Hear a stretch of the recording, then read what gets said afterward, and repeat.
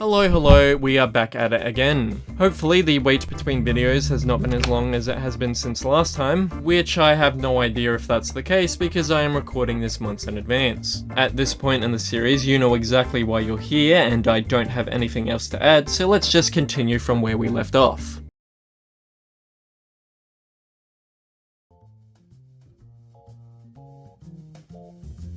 So finally we start seeing the sections of each storyline begin to merge with one another. Well, mainly for Geralt's and Yen's storylines, as Ciri is still stuck in this shitty limbo of nothingness at the moment. And unfortunately for her, it's about to get really fucking stupid, but I will get to that later as I want to focus on Geralt's and Yennefer's story first. Their story starts with Geralt fishing, as he is massively sleep deprived. The reason for this is because he's one of those autists that plays Hearts of Iron 4 or Factorio until 5 AM in the morning. He is then joined by Jaskier, and then we learn that Geralt is looking for a djinn for some reason. How Geralt knows if a djinn is in this random ass river and how he was able to triangulate its general location is a good question to raise, but one that is pointless to ask because it never gets answered. Those Witcher senses must be really that powerful, I guess. Geralt actively trying to find this djinn is an idea that I think is kinda lame to begin with. Again, in the original story, they ended up finding this djinn by mere happenstance, which eventually led to him meeting Yennefer. While it is extremely coincidental, I feel it conveyed this idea of fate and destiny better, because this seemingly random find leads to much larger things for Geralt later on, as if it was almost destined to happen.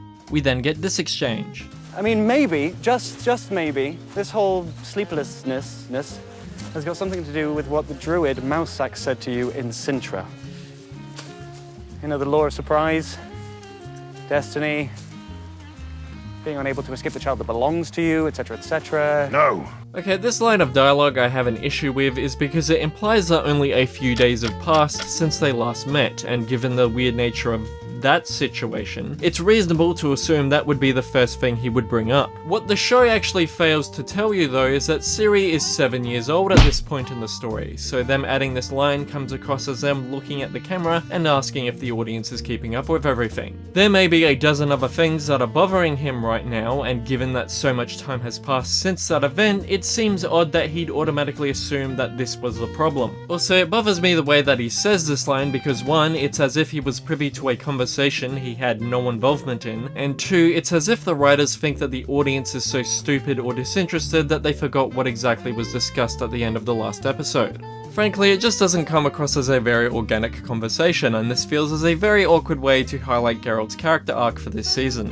Anyway, they end up finding the djinn in this jar, where they struggle over it and the djinn is released. Jaskier starts asking for wishes as he believes he is the one who summoned it, and the djinn responds in kind.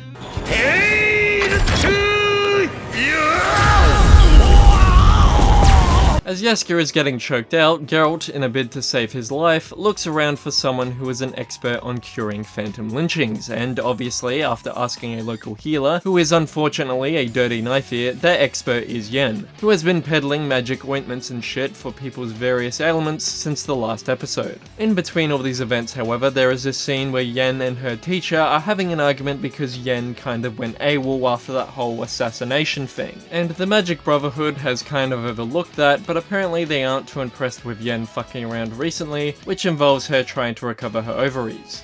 The Brotherhood left you to your own devices once you abandoned Aiden.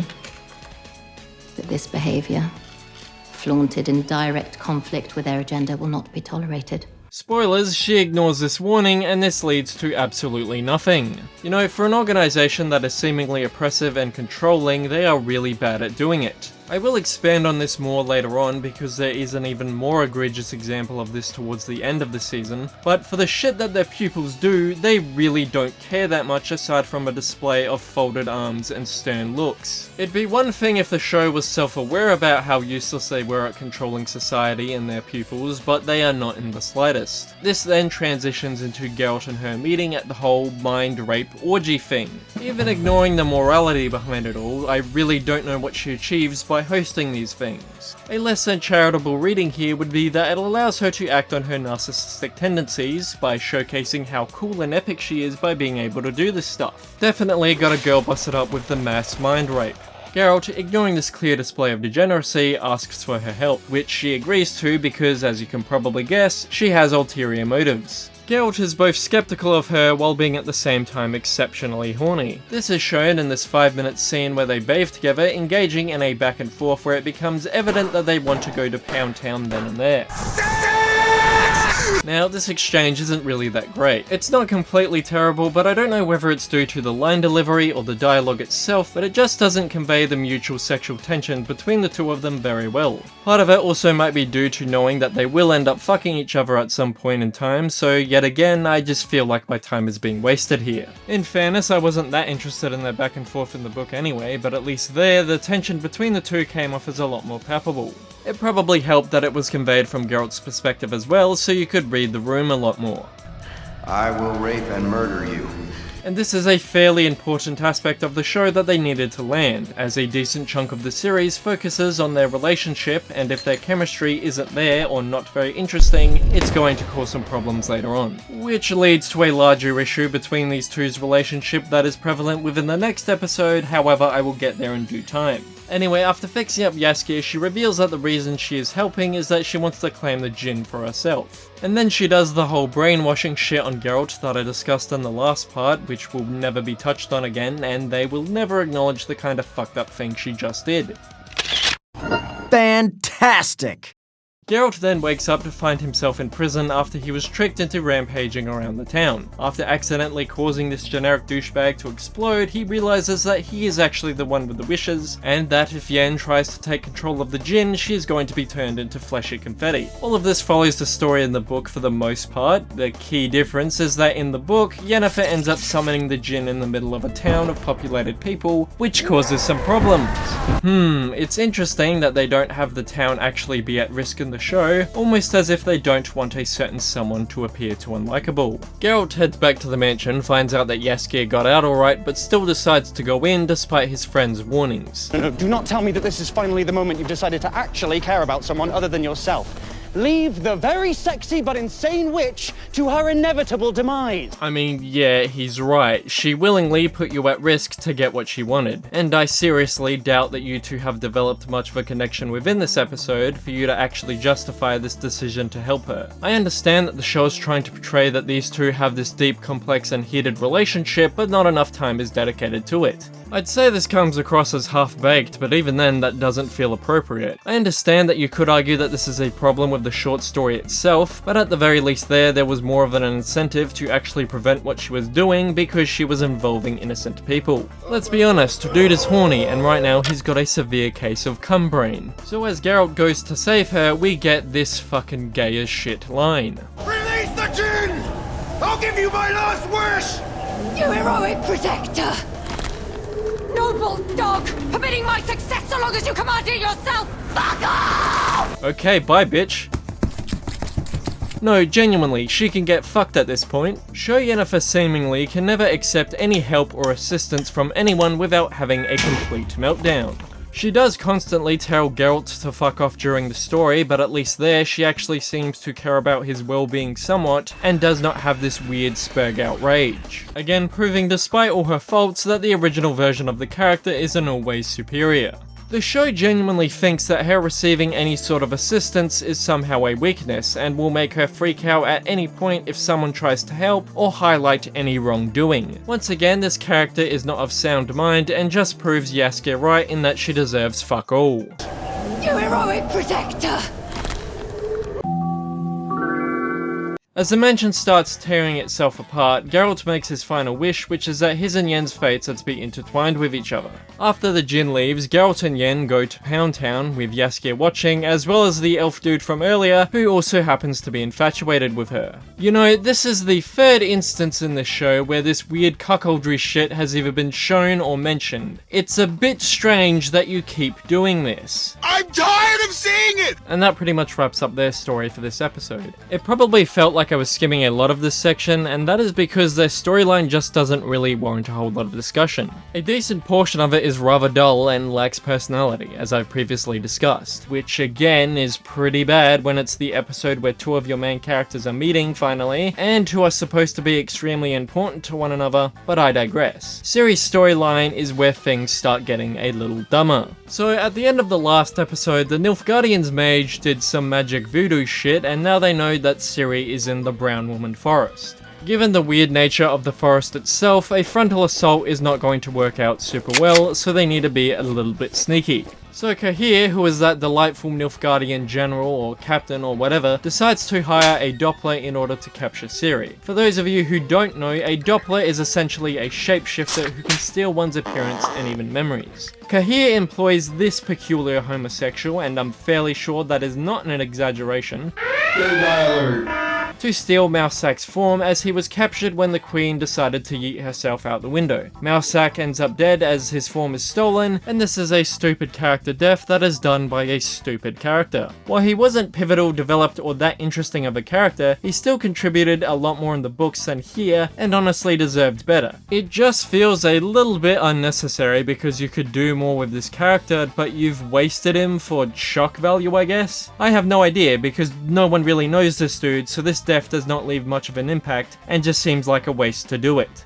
So after stealing his form, he then enters the Brown Woman Forest with little pushback and can essentially take Ciri and leave with no problem. Wait, hold on, so the entire premise of the last episode was that Ciri and her elf friend needed to drink the magic Kool-Aid in order to stay in the forest, and if they had ill intent, they would die. But they don't have this dude drink it as well? Is it because this is essentially a pit stop for him? Like, I know Ciri knows him and all, but this seems like a pretty big security risk if you're just gonna allow this guy to enter and leave with no resistance. Like, why would you not suspect some potential foul play would be possible? I would be a bit more forgiving if it was just a minor thing from the last episode, but it was the entirety of Ciri's section that focused on the magic water shit. So it's very clearly obvious that they either forgot about it or hoped that people would ignore this, because otherwise this guy would be immediately dead, and we wouldn't have to be subjected to the dumb shit that is about to occur. Anywho, the Doppler takes and easily convinces Ciri to come along with him, and that delightful black elf decides to join them as well. And that's pretty much where their storyline ends for this episode, which didn't seem that dumb, but don't worry, that's about to occur very shortly. So this episode is probably the least I have to talk about aside from episode 7, because it just feels incredibly uneventful, which is pretty bad, as you'd think that since the storylines are beginning to merge, the show's pace might pick up a bit. But this is probably one of the most boring episodes in the season because it just feels like nothing has happened. So now let us continue on to some really dumb shit.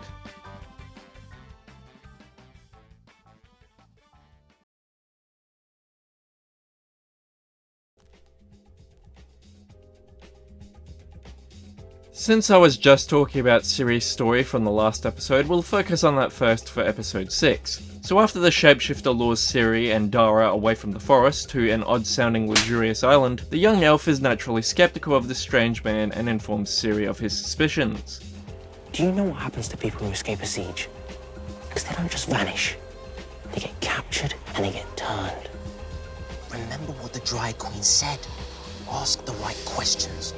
Ah yes, let me talk about the guy I suspect of being evil in a place where he can clearly hear me talk about how I think he might be evil. And it's kinda hilarious because almost immediately after he says this, the Doppler decides to pull out a scarf that belonged to Calanthe that the real Mousek had found before he died, and this immediately convinces Ciri to not worry about what she was just warned about. I forgot. I brought this for you. My grandmother's sash. Which kinda makes her look a little stupid, as she was just instantly distracted by what are essentially dangling keys. And this is kind of relevant to a larger point I wish to make about Ciri's character for this season, but not yet. She does end up confronting him about these issues shortly, but there is no real build up for her to start questioning him. Like, you'd think there'd be some scene in between where she starts thinking that the elf might be right. Maybe he's right! And then we get this scene where she questions him, but no, the next scene with them is her immediately suspicious of him. It feels like a scene was cut out, and this just results in there being poor build up for this confrontation. Though this is a minor thing when it comes to this section's issues. Regardless, she ends up confronting the Doppler and he ends up getting pissed and revealing himself, which results in a fight and...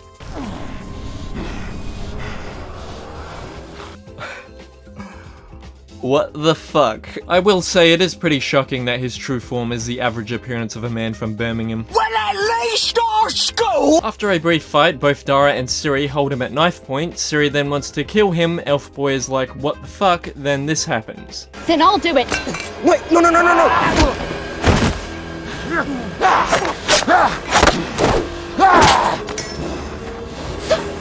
Amazing how after the third or so instance of her having some agency, she manages to fuck it up completely. Siri then runs away, and as she's moving through the forest, she is captured by a Nilfgaardian soldier. She's then brought to Kahir, who speaks directly with her about Destiny TM, and surprise, Siri is actually the Doppler, who decides to take Kahir's form and escape. The real Siri is in the forest somewhere, tied up by the Doppler, before Dara rescues her.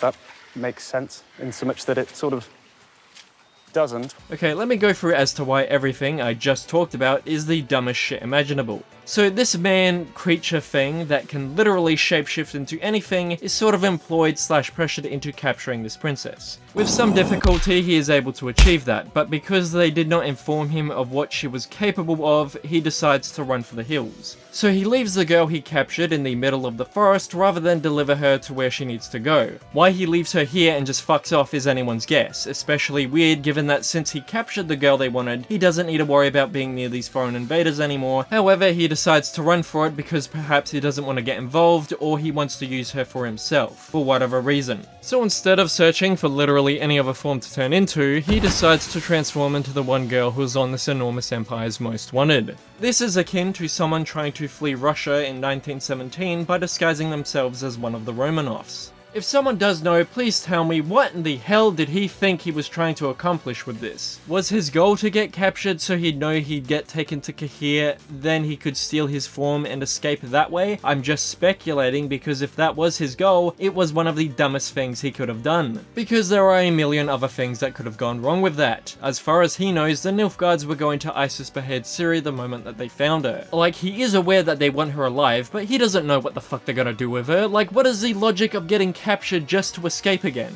But if getting captured wasn't his goal, then why steal Ciri's form? In what way did he think he could get away by taking her appearance? If he wanted an inconspicuous means of escape, then he should have stolen the form of the elf that he just knocked out. Like, no one gives a shit about him, so he could get away a lot more easily and it would save him the trouble of running after her. This fucking absolute mongoloid, man. Like, even his reasoning for betraying them is fucking stupid, because he's pissed off that they didn't tell him about the magic blood within Ciri. You lied to us.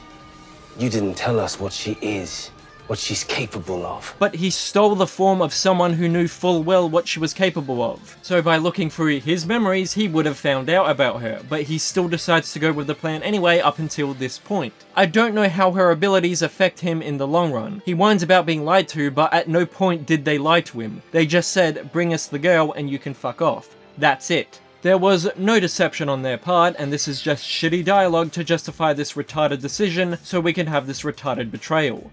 I think the reason that this sequence of events happened is that they wanted a gotcha moment here. If you were actually interested in what was going to happen to Ciri's character, this would be the moment in the episode where you would be on the edge of your seat wondering what's going to happen to her. But when you get to this reveal, you breathe a sigh of relief as the writers pat themselves on the back for a nice bait and switch. That's what I suspect that this was all for, and they probably did so without thinking if this twist made any sense from either a story perspective or a character perspective. This series of events greatly annoyed me because there is no sense of logic for anything this guy just did, and I'm not the biggest fan of characters who make incredibly stupid decisions that do not fall in line with their character. From what little they've shown of this thing, it is clearly trying to do what it can to survive. Putting an enormous target on your back like this is the complete opposite of that in every way, shape, and form. I'm not going to talk about this shit anymore. This character is stupid, and every scene he is in is equally as stupid. After that, Dara helps Ciri, then this results in an argument with him calling her useless, where she replies with this.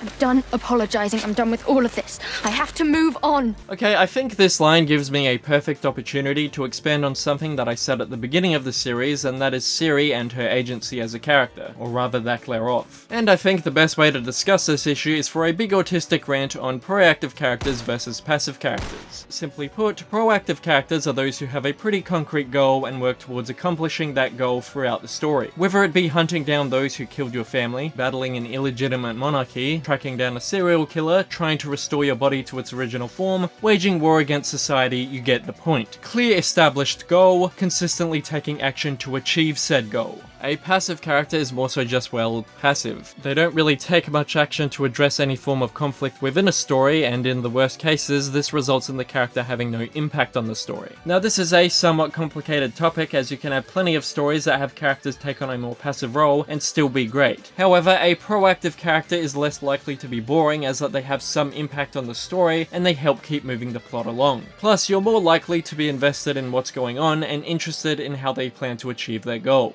Suri's biggest fundamental issue with both her and her storyline is that she is ultimately a passive character. Like, she does have a fairly concrete goal, find Geralt, but her methods of trying to achieve that goal are virtually non-existent. Suri never thinks for herself. Aside from some brief instances, she rarely ever plans, and maybe she occasionally adapts, but that is extremely rare. There are 2 instances of Suri being proactive within the story, but other than that, she is rarely an active force in her own storyline. She is constantly dragged around by other characters, or just sits in place for long stretches of time. First, she sits around in her kingdom, then gets dragged around by her mentor, then her pursuer. She is then briefly by herself where she is somewhat proactive, then she is dragged around by an elf. Then she sits at a refugee camp, then she is dragged around by the elf again, then she sits around in the brown woman forest, then dragged around by an imposter, then she's by herself again briefly, then dragged around by some random woman who may or may not be unhinged, then she sits around in that woman's house, and then she finds Geralt, likely to be dragged around again. That is it. Hell, even when she first enters the brown woman forest, that wasn't her choice, that was just her listening to the schizo voices in her head. Kick the cockpit door down.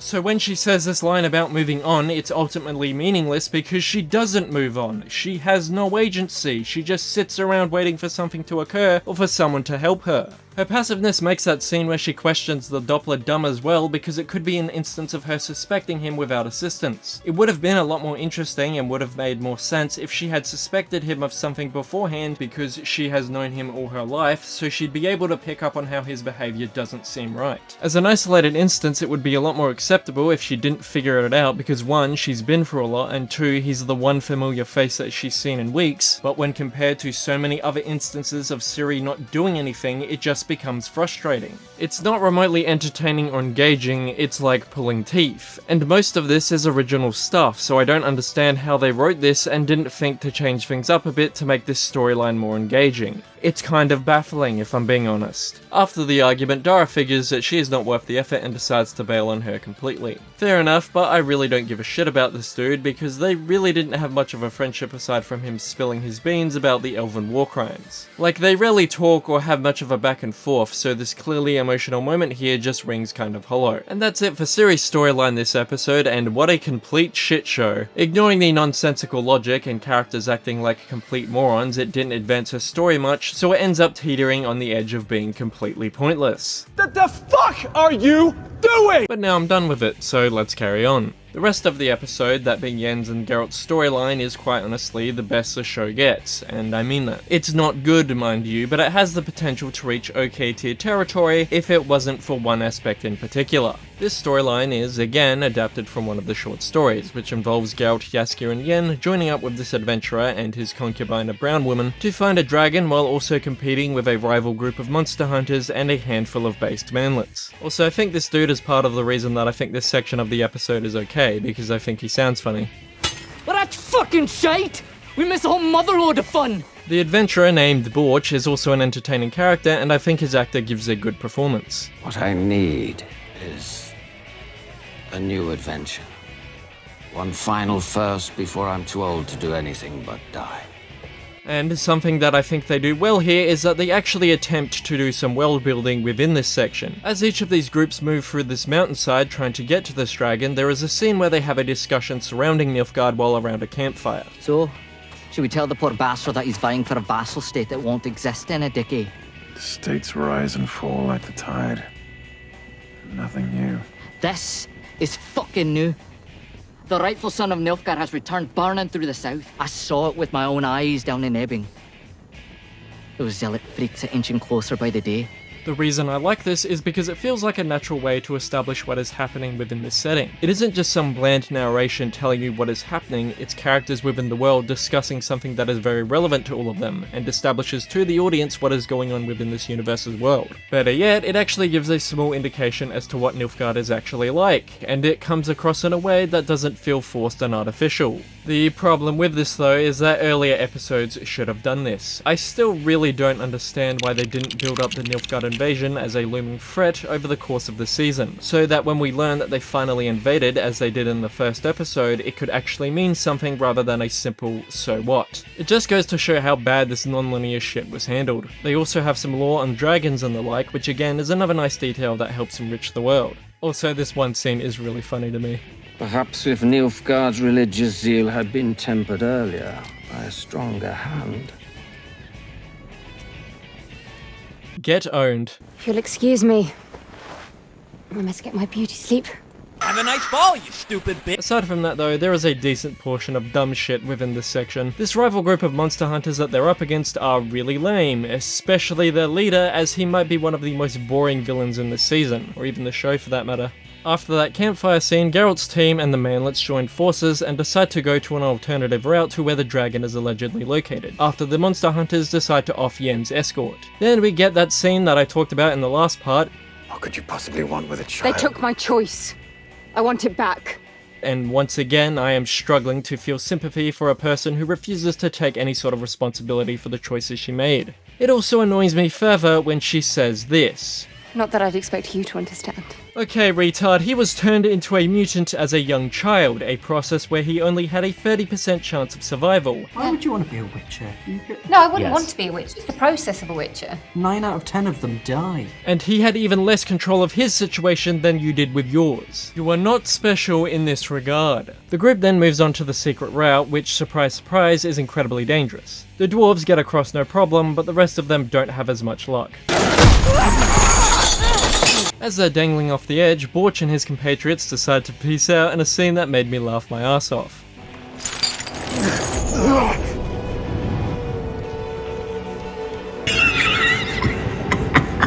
I do like this character, but seeing him very gently fall into this misty abyss with this expression just completely took away whatever they were trying to establish with this scene. Sayonara, nigga! After all that shit, Geralt and Yen decide to have a night of wiener slapping, and they have a conversation about themselves and where they would be if things in life were different for them. The conversation is fine, I suppose, but it ends with Geralt saying this. You're important to me. Now, this is the other significant problem that I have with their relationship. The implication throughout these two episodes, this episode especially, is that he and Yen are turbo in love with each other and are meant to be together. The issue that I have is that not enough time is developed to this being the case. They had only met during the previous episode and their attraction to each other there was mainly physical. While the episode implies that there is something greater there, it's not fleshed out enough. They've spent 2 episodes together, half of which has been offset by the series stuff, and whenever they aren't fucking each other, the chemistry between them feels very stilted and awkward, so it doesn't really come across as a meaningful relationship. Now, one could argue that the love between them is purposely artificial, because that was what Geralt had wished for. That would be fine, but the problem there is that 1, the show tries to imply that the feelings that they do have for each other are real, and 2, I felt that the idea is that you're not really supposed to know if they do genuinely love each other or not, at least early on. I mean, I always figured that was the implication, that they just don't know, and that's why they constantly left one another, because they figured it wouldn't lead to anything meaningful. The reason I mention this is because the audience should have been given more scenes that establishes their relationship over the course of the series, so we could speculate if they truly gave a shit about each other, or if it was just superficial and they only liked playing routine games of hide the sausage. Since not enough time is given to the relationship, the automatic assumption that I have is that yes, it is purposely artificial, and when Geralt says otherwise, it comes across as if he's in denial. Your feelings for her are not real. They are real to me! Perhaps if the show didn't waste our time on stupid bullshit, this wouldn't be a problem. Perhaps if the show would stop insisting that Geralt's relationships with Yen and Ciri are important but doing nothing to showcase that, maybe this wouldn't be a problem. Honestly, a more genuine and believable relationship that Geralt has in the show is with Jaskier, as since he consistently interacts with Geralt throughout half the season, a much stronger relationship is forged here. While he is still fairly annoying and it's not really good per se, it's still a lot better than this. Like, if this entire series was just a fantasy road trip with these two, with better scripting and character interaction, it would likely be pretty entertaining. Anyway, I'm sorry Lauren, but you have not done enough to make me question whether this romance is genuine or not, because it comes across as the latter. So they eventually find their way to the cave where the dragon is located, and the twist is that Borch himself is actually a dragon, because apparently they can shapeshift into humans in this universe, which is something I completely forgot about. And You stupid! I'm sorry, but not only is the CGI bad, which I could forgive due to budgetary reasons and it would just be kind of a significant blemish, but the design itself is complete dogshit. In The Witcher 2, the dragon there looked and felt intimidating. While there was never anything that unique about it, it felt like it had an actual presence. Here, he more so resembles a turkey, if anything. It just doesn't invoke the idea that this is a powerful and majestic beast that is so revered within this universe. I don't know, maybe it's just me, but I cannot take this thing seriously. Also, this might seem like a nitpick, but I have to point this out, is that whenever he talks, they make absolutely no adjustments to his voice. So it immediately takes you out of the scene when you realize that him speaking is just audio from a sound booth. I came to find you, the white-haired Witcher. It is a minor quibble, yes, but it would be something that could be easily fixed. It just doesn't sound good, it's distracting, and it's kind of amateurish. I'm sorry, but it's just a bit of a pet peeve for me. Regardless, he reveals he came to simply protect an egg that the dragon was guarding, because he couldn't risk moving it, otherwise it would die. He contracted Geralt because he knew that he would defend the egg if he found it. And when the other monster hunters show up, Geralt does just that, and we are greeted to a fairly mediocre fight scene. Like, in the span of 10 seconds there are like 12 cuts here, so it's hard to get a grasp of what's going on, and the choreography itself is just very clunky. The 6 of them combined end up killing all of the monster hunters, and that's that. Oh, I almost forgot, because I know everyone watching is interested in what happened to the based manlets, and they turn out fine. They end up being given dragon teeth as proof that they killed the dragon, so the entire effort turned out great for them. All's well that ends well. Well, not really, because at the end, Geralt is somewhat forced to inform Yen of what his last wish with Will Smith actually was. Vinrind. The Djinn. Which she is none too happy about. That's why we can't escape each other. Which is a bit of a dumb change from the books. Shocking! In the book itself, Yen is fully aware of what the actual wish was. In fact, she seemed kind of flattered that Geralt would go out of his way to do that for her. Yes, I understand this may be a result of the wish itself. I'm not going on a tangent about this. Shut up! In the short story that this section of the episode is based on, Borch says that while they're meant to be together, nothing is really going to come from their relationship. While he is sort of vague about what that means, they interpret it as perhaps their relationship isn't that meaningful and perhaps that they'll end up hurting each other. And in the final story of the second book, both of them mutually accept and understand that maybe they shouldn't remain together. While it upsets them both, just being destined to be together, as Yen says, is not enough and there has to be something more substantial. And unsurprisingly, I prefer this a lot more because it comes across as way more adult. Two people coming to realize that they aren't great together is much more mature and meaningful than what the show ends up doing, which is just them yelling and bickering at each other. It's way less interesting and more melodramatic under the guise of meaningful conflict. I know this is mainly due to the show's writers fleshing out Yen's character more, and how she wants to choose her future and not be influenced by anyone else, but it just comes across as petulant whining to me. Also kinda hard to be sympathetic when she says shit like this. Disregard for others' freedom has become quite your trademark.